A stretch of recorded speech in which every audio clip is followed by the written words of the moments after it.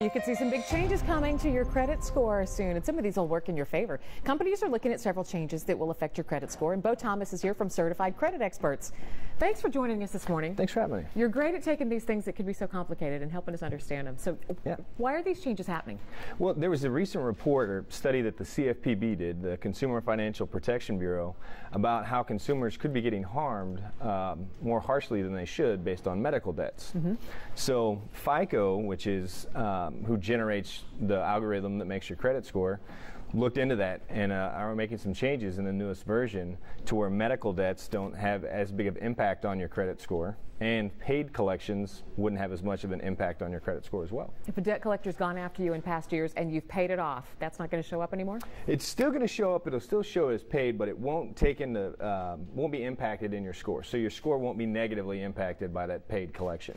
As of now, in the most versions that most lenders are using, there's less than a 2% difference whether that's paid or unpaid. How recent the activity is the issue. Okay, so how will this affect most of us? What will we see? Yeah, well, FICO estimates that everyone could see about a 25-point increase in their score on their 9 version FICO score. So depending on what version of the FICO, now keep in mind there's 49 different versions, depending on what version you have will be the impact. Well, 25 points in the right direction is good for everybody though. Yeah, which version? It's really good that the CFPB is pushed in this direction because the longer this model's out, the more likely it is to be used.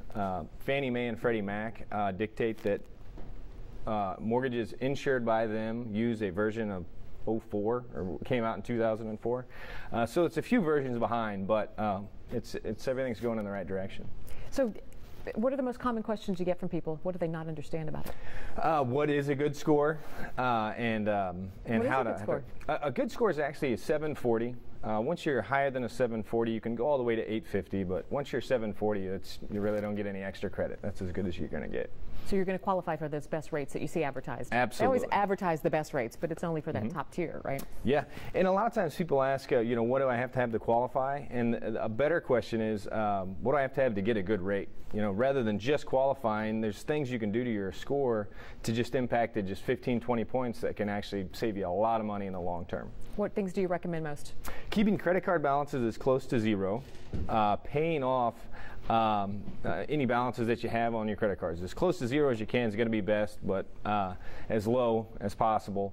Not having multiple inquiries, so not always going out and applying every time you get a free offer here and there.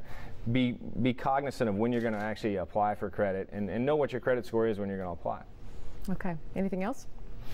That's it. Hopefully just keep the CFPB pushing these guys to do the right things for the consumers, and we'll get everybody where they need to be. Yeah, no matter what you've done to your credit, you can improve it. So if you want to find out more about your credit history, how it could be changing, or how you can make it better, you can get hold of Certified Credit Experts at the number on your screen, 816-994-4600, or check out their website, certifiedcreditexperts.com. Thank you, Bo. Thanks.